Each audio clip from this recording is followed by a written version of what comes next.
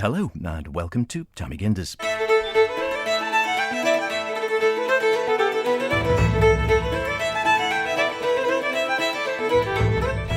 And as ever, this is the programme where we wonder about things, Mee Gindys meaning I wonder in Manx. But since today is Remembrance Day, we thought we'd do things a little bit differently. What's it like to find out that one of your relatives played a vital role in either the First or Second World War?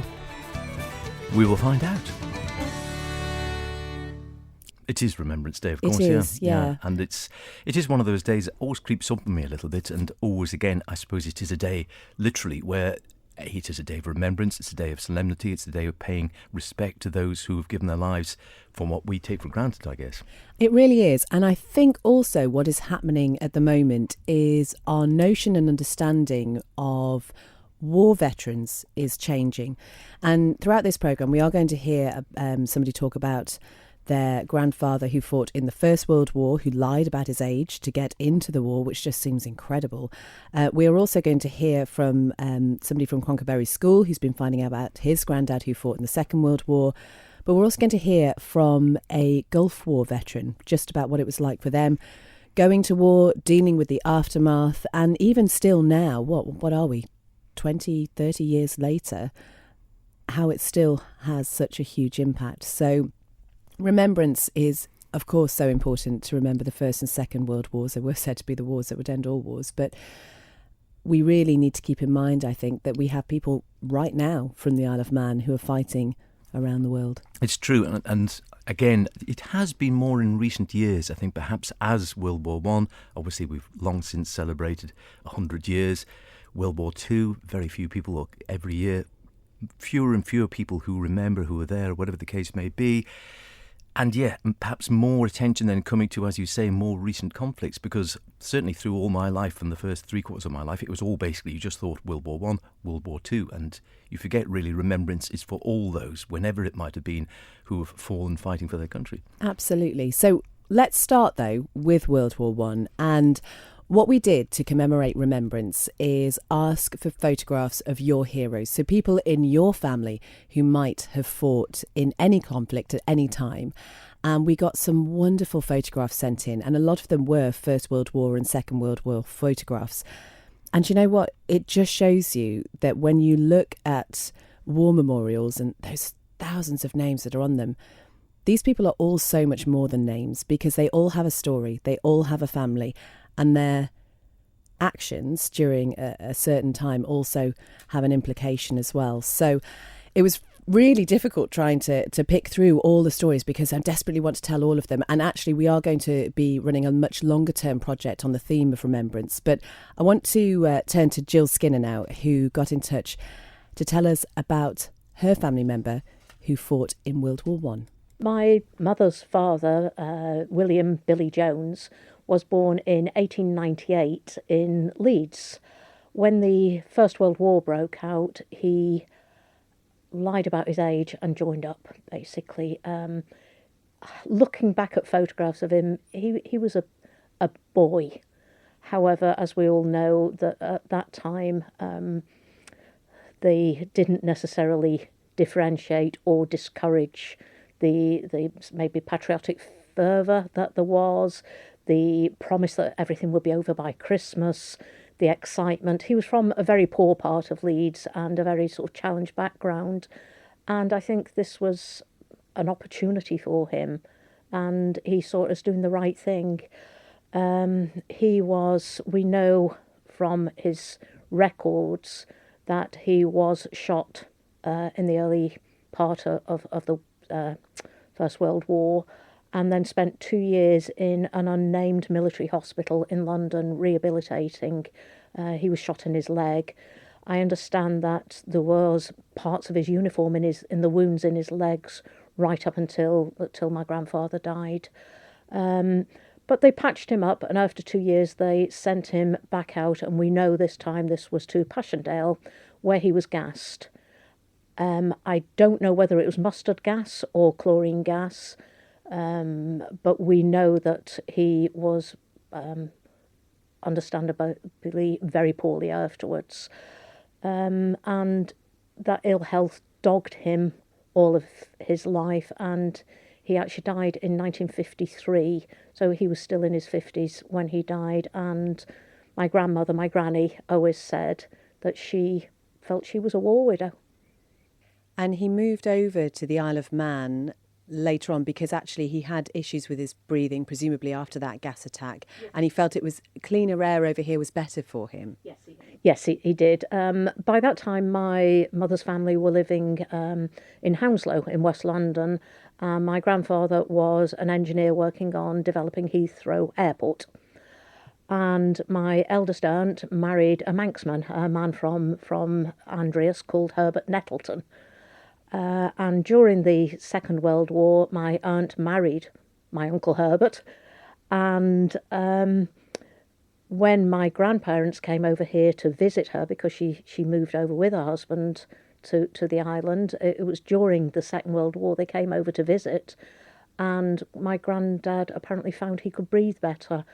And somehow they took a huge leap of faith and bought a small holding, Dreamscary Farm, up in Mackhold, and he worked on that and farmed it until his death in 1953.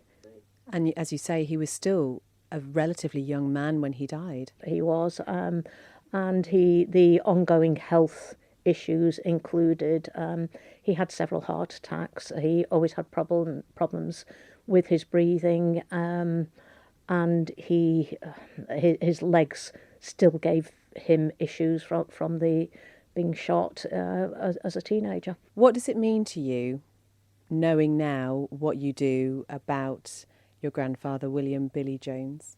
That he must have been an incredibly resilient and optimistic young man to go through all of that. And then he met and married my granny, my grandmother, and they had 6 children. 4 of them lived. They lost the first child and then the 4th child.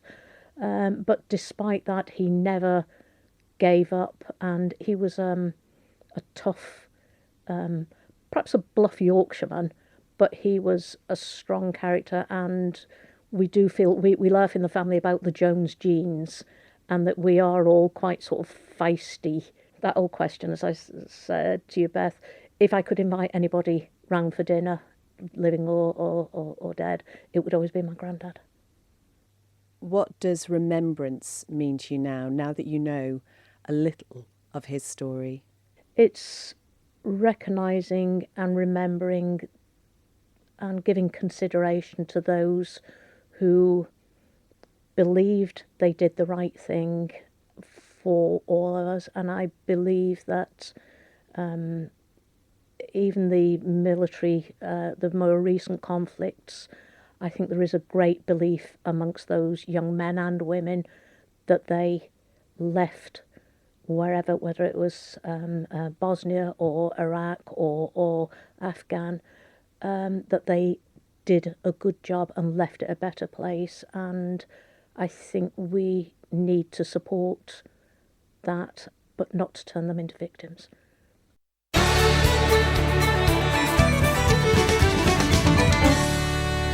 That was Jill Skinner talking about her maternal grandfather. The idea of him joining the army when he was 15. I mean, if you see the photograph of him, we have put together a little slideshow, which is on Manx Radio's social media pages, and there's a photograph of him.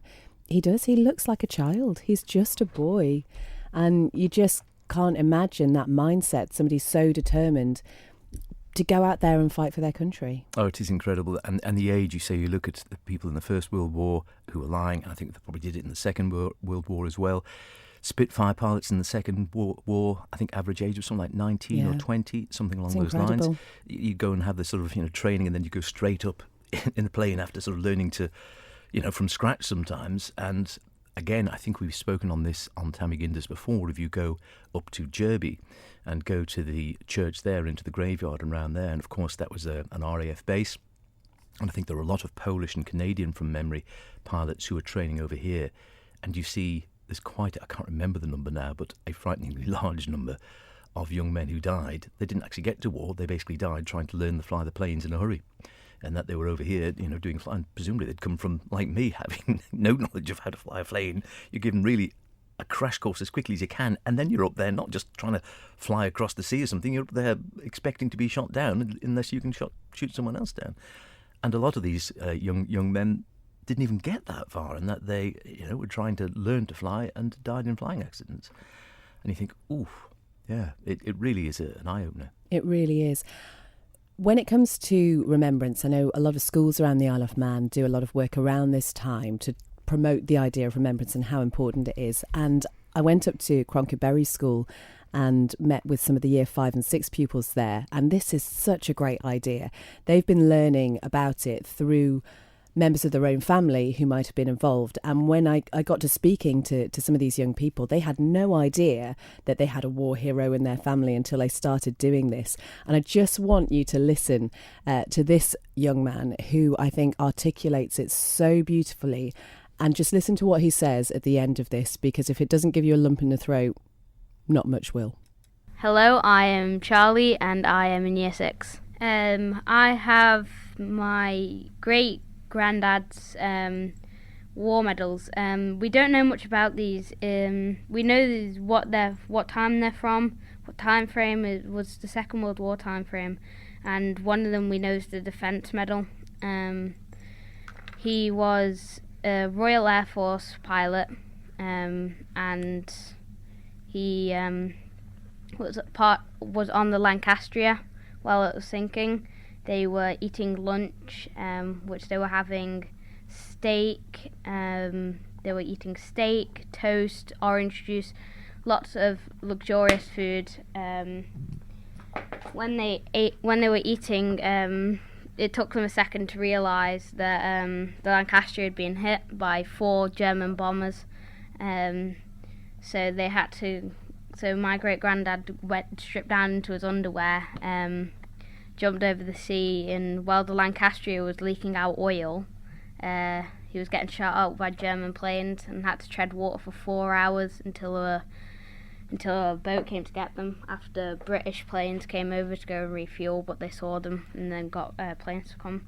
And then I have this. It was kind of like a magazine for them, a nice quick something for them to read while they were in the air. Had lots of poems, picture stories that other soldiers would write. So yeah, that's what I've got. Wow. And how does it feel, having learnt a little bit about him and what he did? It feels amazing to figure out that he survived all of it, went through it, and still stayed and just did it. He did everything he could, and it just feels awesome for me. Would you like to go to war?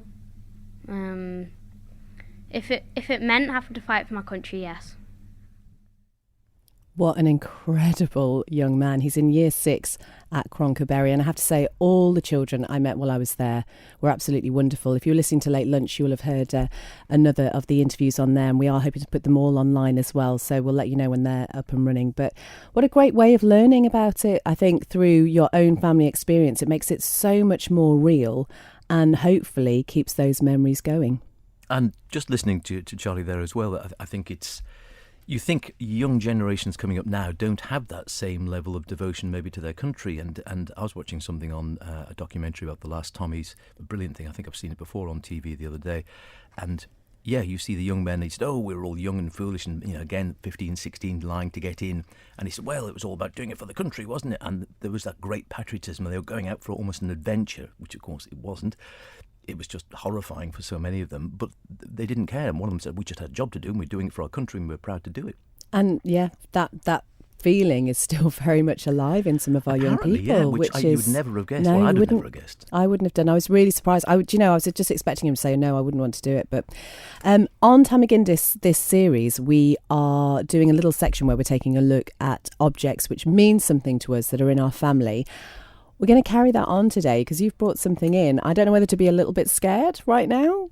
Yeah, I mean, It's one I've had for years, and I don't know the whole history to it. It is a knife. It's still quite a sharp knife. It's one you wouldn't carry around without getting arrested, I don't think. And I inherited it from who was Uncle Jim to me. He was actually my mum's first cousin, but always an uncle. I know he was in the Navy. He fought out in Egypt and whatever. He picked this up during the war, and he always told me it had been made in a prisoner of war camp somewhere from a crashed aircraft. And looking at it, I think it's right. There's aluminium at the hilt. There is some what looks like ivory. There's some perspex in the handle, and then I'm fairly sure it's the wood from a propeller. And I think he said it was from the First War. Maybe it was the Second War. Can I don't have a know. look? But it's Goodness me. very well built. I'm sure the story is true. Sadly, I don't think he ever told me any more about it. And when he died, I inherited it, and I've always kept it. But it's just sort of been one of those things. He said, "Oh yes, this was made in a prisoner of war camp."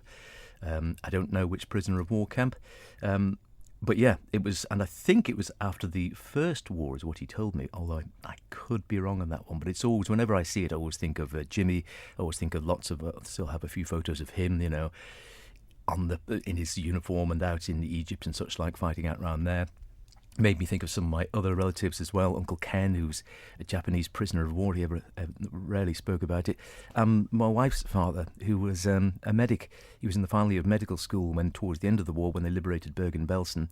When they found the scale of the atrocities, of course, they contacted the frontline troops, saying that we're going to need dozens and dozens of medics. And of course, the British government said, "Well, whistle, we haven't got them. What we can do is send a coachload of final year medical students." And my wife's father was one of them, straight from medical school to Bergen-Belsen. Doesn't even bear thinking about, does it? I mean, we've got similar stories in our family of people who were in the war. My dad's dad was in Burma, and yeah, it's just that moment now where I really wish that I'd taken the time to speak to them, but it's one of those but they things, rarely isn't would. it? And that's the other thing. It was very difficult to get people to speak a lot about this. It really was. You are listening to Mee Gindys on Manx Radio with Howard Kane and Beth Espy, and we're looking at the theme of remembrance today because it is November the 11th.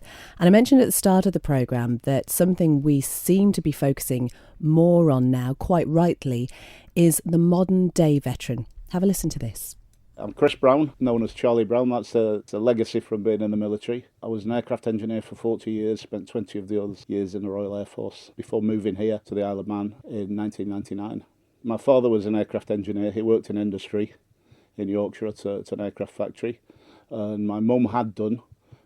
Between them, they had 70 years-ish between them in aircraft manufacturing. So I was always I never wanted to be a pilot. I knew I didn't have the academic excellence to be a pilot. I always wanted to fix aeroplanes, and I made plastic models of them and hung them up on my ceiling and shot them with air rifles and shoved fireworks into them and all the things that boys do. I was a cadet as well. I left the Air Training Corps in 1979. The night before, I handed my uniform in at the cadets and joined the Air Force the next day. Started basic training. That was at 16 and a half. And I was a very, very young for my age. I was a slow developer, so yeah, it was a bit of a shock to the system. I remember being forced to shave when I actually didn't need to shave for about another 4 years.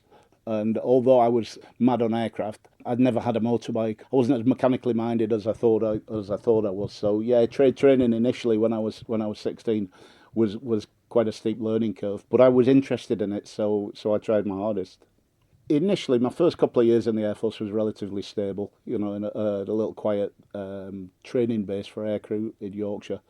And then I came onto the fast jet bomber fleet, onto Tornadoes. And we were all, at that time, the Cold War in the kind of early mid-80s was at its height. And Germany was the front line. The Tornado was part of our nuclear deterrent. We almost treat it like a game. We knew it was very, very serious, especially when it involved, nuclear weapons. But it was, if the SAS is who dares wins, we were who cares who wins. We honestly, if we launched those aircraft, we didn't have to worry about seeing them back in, or we wouldn't even be there when they came back. But it was something that we always knew was there, but I don't think we ever really thought it would happen. I don't know. Being a Cold War warrior, and then we were out in Canada when the news came through that that Iraq had invaded Kuwait, and we saw the American response within days, but we never thought that we would be involved. Tornadoes went to war for Armageddon, and that was it. And then by the time we got back to Germany, they were already painting our aeroplanes pink, ready to go to the desert. And I deployed with the first deployment out to Bahrain, and it was quite worrying. We knew that this could really, we were suddenly going to do what we were paid for, or within a few months. It was a big learning curve, and especially the way we had to treat our aircrew, because the aircrew, they were going to be the guys that we would send to war, and we knew that our Tornadoes would be at the forefront of it.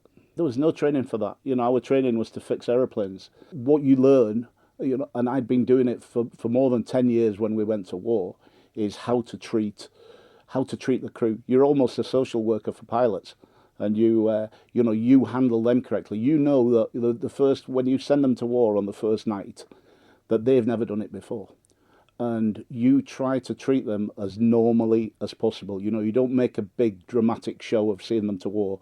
You just play it pretty much down the line. In the RAF, our guys were flying multi-million-pound aeroplanes, and we were the specialists on how to fix them and what to do if something wasn't working correctly. So you've got to have a more open relationship with them. You've got to be able to say, "Hey, come on, mate, you've got it that set wrong. Let me do that. Let me move out of the way while I give something a kick." And it's a total trust both ways. We had to deal with loss at our own base. We lost a crew in a training accident just 3 days before the war started. We lost another aircraft over the target 4 days into the war. The loss of aircraft from other bases, who, if you'd been working on that aircraft type for many years, you knew them anyway. So you heard the names come through. You usually knew who they were. I'm really glad, the famous two faces in the Gulf War, John Peters and John Nichol, who were captured and tortured by the Iraqis. John is a friend of mine now, but I'm glad that I didn't know him at the time. He was on another squadron at another base, and that would have upset me to see him on TV like that. And it would have upset me to see any of our guys on TV like that.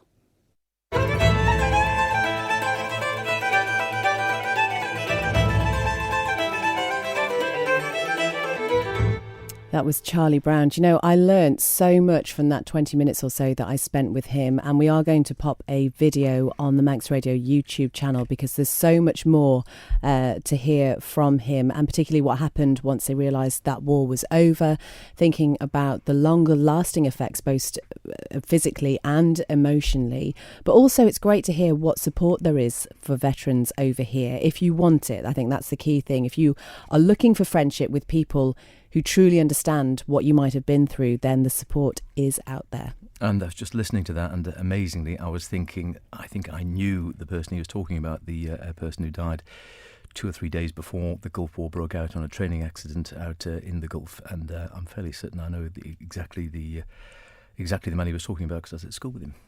Oh my goodness, It doesn't even bear thinking about, does it? And that's it, isn't it? That's the reality of war. And as it goes back to what we were saying right at the start, that you might see names and whatever on the television and newspapers, but they are so much more than a name. They are a person who has a story of their own, a family, and the implications of what they do, whether or not they come back from war, are really huge, aren't they? And also, it always makes me question, I'm too old now to go to war, I guess. I'd be in Dad's army. But yes, when you heard sort of Charlie speaking earlier on, I've often thought, could I have done that?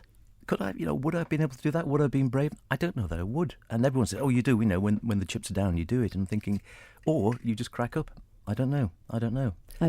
But it's been fascinating speaking to all the people that we have done for Remembrance. And I did mention this longer term project. We are going to be looking at Remembrance. It's not just focused on November.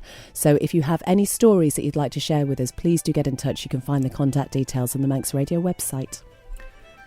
It's been fascinating talking about Remembrance. It's always worthwhile every year. Never let anyone tell you that it's not. We'll be back. Same time, same place. Not next week, though. The week after. The week after. Thank you. The week after. See you then.